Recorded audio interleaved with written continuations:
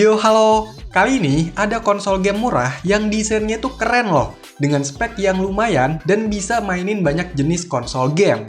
Ya, ini dia XGO A500, sebuah retro handheld yang kalau dilihat itu mirip kayak model-model UMPC ya.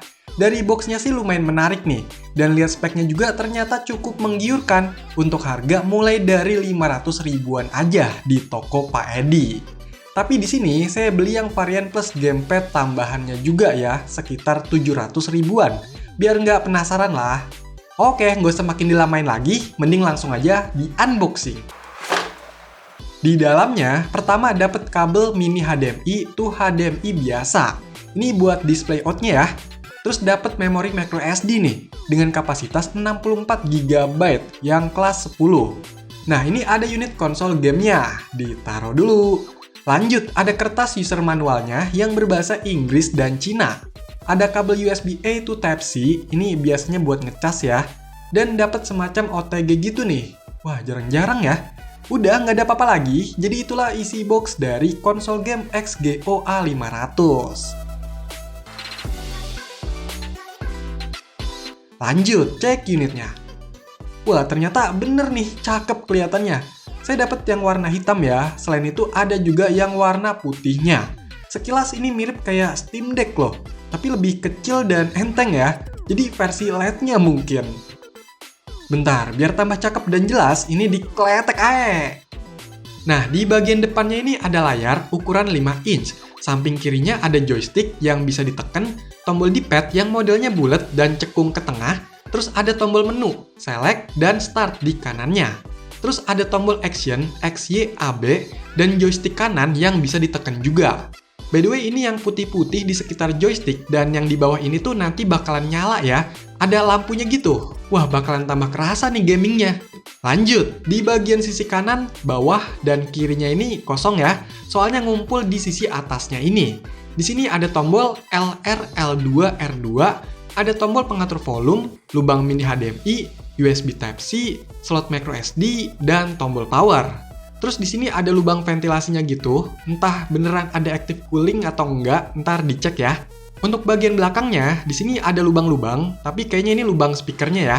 Terus ada keterangan XGO A500 dengan input 5V 2A atau 10W. Katanya sih ini baterainya tuh 4000 mAh loh, gede ya. Untuk bahannya ini plastik dengan finishing doff, nggak terlalu tipis dan cukup rapi lah.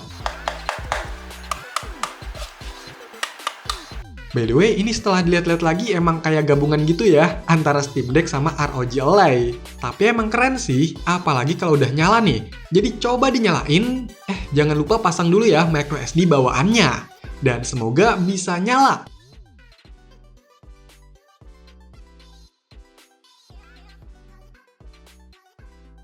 Yes, nyala!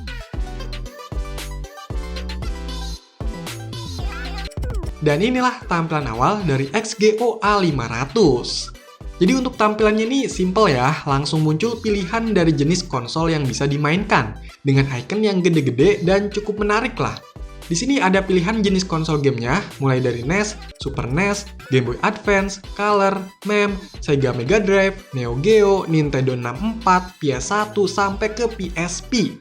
Lumayan banyak lah ya. Terus di atasnya ini ada semacam icon yang mirip-mirip kayak Armored Crate di Asus gitu ya.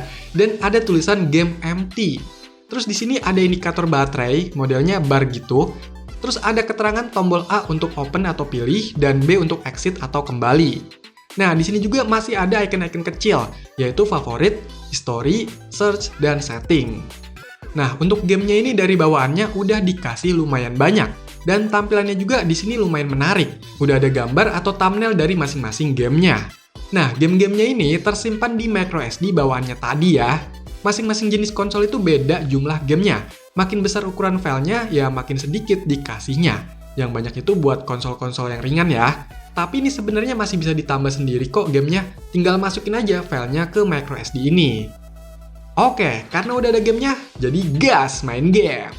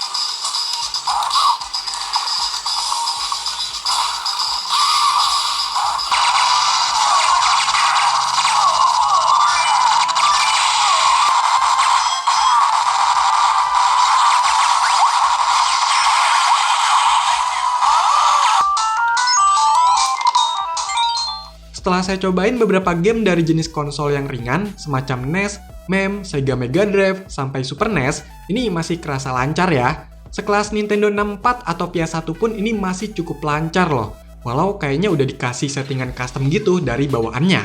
Begitu juga settingan buat PSP-nya nih. Cuma tetap aja kalau game PSP ini masih nggak begitu lancar, apalagi kalau dihantem main game yang termasuk berat. Aduh.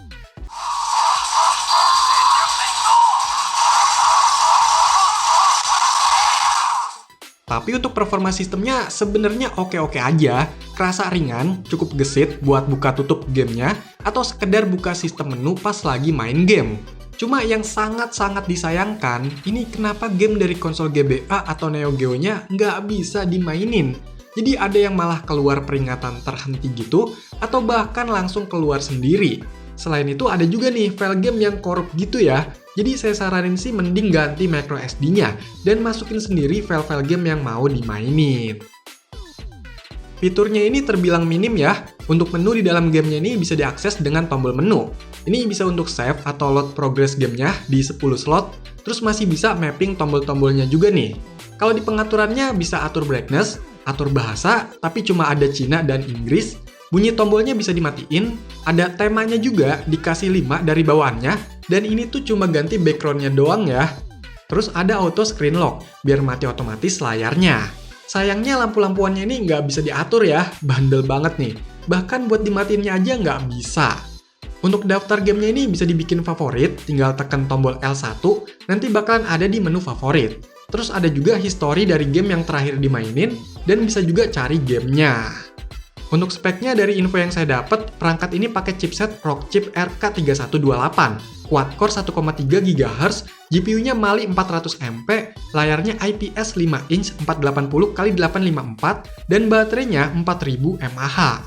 Nah, OS-nya mungkin custom, tapi dari beberapa tampilan dan pas saya coba iseng-iseng buka game PSP yang korup, itu masuk ke menu dari PPSSPP. Nah, di sini saya coba tekan link buat masuk ke browser gitu. Dan ada icon Android nih. Entah ini pakai base Android atau cuma sekedar Linux atau gimana, saya belum bisa ulik-ulik lebih jauh nih. Untuk layarnya ini emang kerasa lumayan oke. Sudut pandangnya ya cukup baik lah. Brightness-nya bisa gelap banget, kalau terangnya sih standar lah. Tapi dari kualitas warna dan gambarnya nggak begitu tajam, karena emang resolusinya rendah dengan ukuran layar yang lebar. Terus rasionya 16:9, jadi beberapa game bakalan dipaksa stretch gitu. Oh iya, untuk layarnya ini kita bisa tampilin ke monitor atau TV yang ada lubang HDMI-nya, biar makin asik nih kalau mau main game di tampilan yang lebih besar. Untuk tombol dia feel-nya membran yang agak ngeplos, kurang enak sih, mirip-mirip sama sekelas konsol yang mereknya nggak jelas gitu. Kalau tombol LR-nya ini malah kliki ya, cuma kendor-kendor gimana gitu.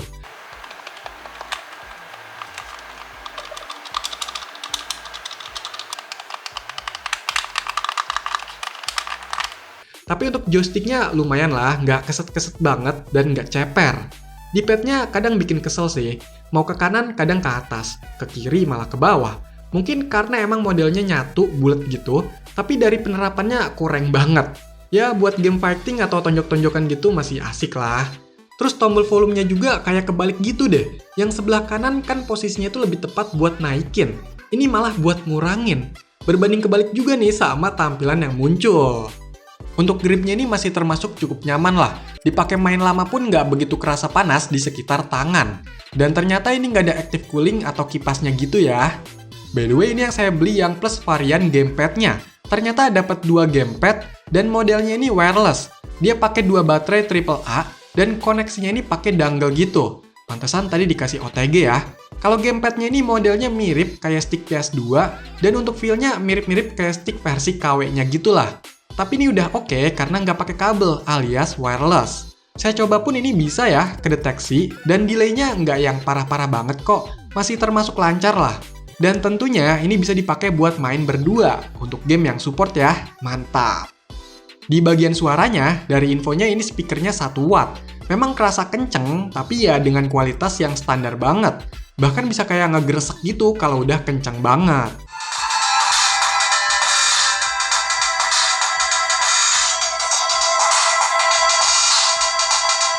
Baterainya yang 4000 mAh ini emang gede ya di kelasnya. Dari klaimnya bisa tahan sampai sekitar 5 jam. Tapi kalau saya coba buat main game setengah jam, sekelas Super NES ngurangnya itu sekitar 7%. Dan sekelas PS1 atau PSP ngurangnya sekitar 10%. Tapi ngecasnya ini lumayan lama juga ya, sekitar 3 jam lebih, bahkan 4 jam loh. Sebenarnya XGO A500 ini dari segi tampilannya udah oke, mirip-mirip kayak UMPC, dan ada lampu-lampuannya ya, gaming banget. Terus performanya cukup baik, dan bisa mainin banyak jenis game sampai ke PSP. Ya, walau nggak semua game bisa lancar sih, karena keterbatasan speknya juga. Maklum, harga termasuk murah kan? Cuma sayangnya, ada beberapa kekurangan yang bukan cuma dari hardware atau speknya, tapi dari sistemnya yang kemungkinan ada bug atau error gitu, dan nggak ada update-nya nih. Itu tuh yang sangat disayangkan. Oke, jadi itulah konsol game yang desainnya mirip-mirip Steam Deck, tapi versi light-nya, yaitu XGO A500. Silahkan dikomentarin, like, share, dan subscribe channel ini. Terima kasih.